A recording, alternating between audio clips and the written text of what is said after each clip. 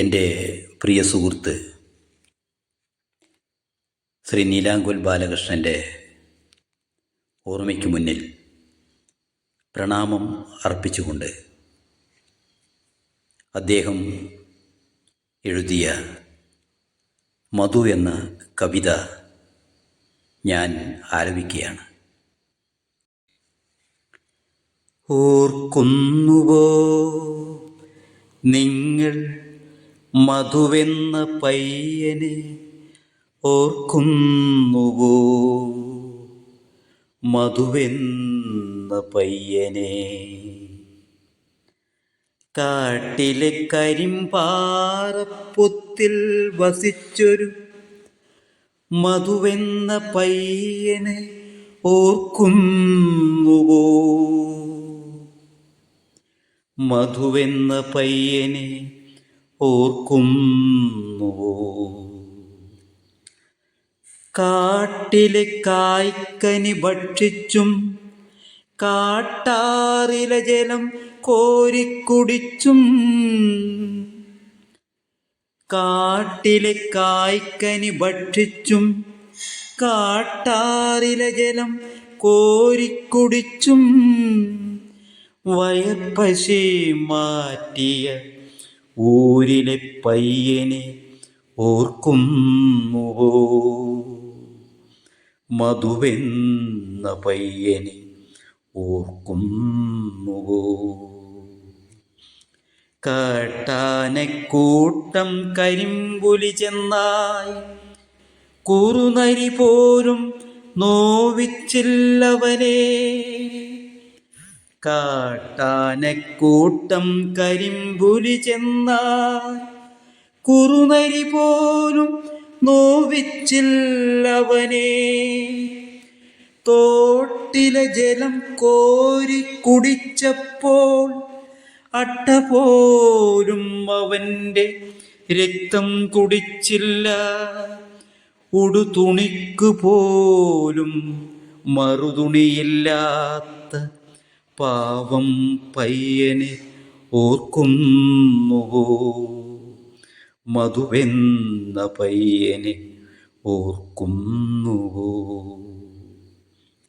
വയർപ്പശി തീരെ സഹിക്കാഞ്ഞവൻ ഊരിലേക്കിറങ്ങി കാട്ടുവഴിയിലൂടെ. പത്താളുടെ മുന്നിൽ കൈനീട്ടിയെങ്കിലും പത്തി വിടർത്തിയാട്ടിയോടിച്ചവനെ. ഊരിലെ തെണ്ടിയെന്നാക്ഷേപിച്ചു ആട്ടിയോടിച്ചവനെ.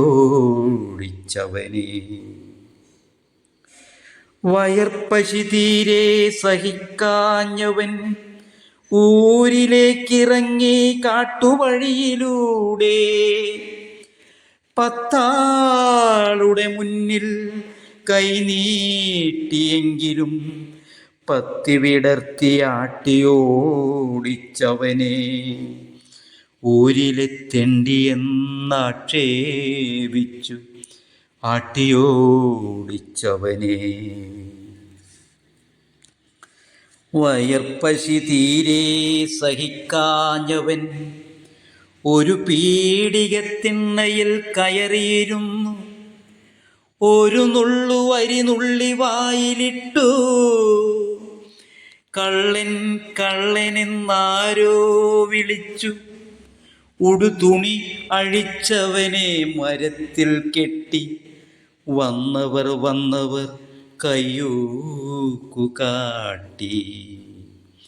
വയർപ്പശി തീരെ സഹിക്കാഞ്ഞവൻ ഒരു പീടികത്തിണ്ണയിൽ കയറിയിരുന്നു.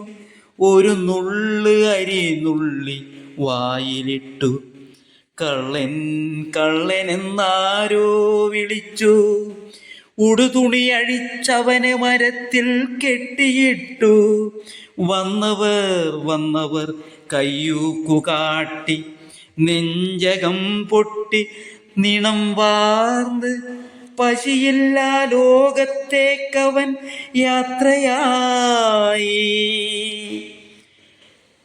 നെഞ്ചകം പൊട്ടി നിണം വാർന്ന് പശിയില്ലാ ലോകത്തേക്കവൻ യാത്രയായി. പശിയില്ലാ ലോകത്തേക്കവൻ യാത്രയായി. യാത്രയായി.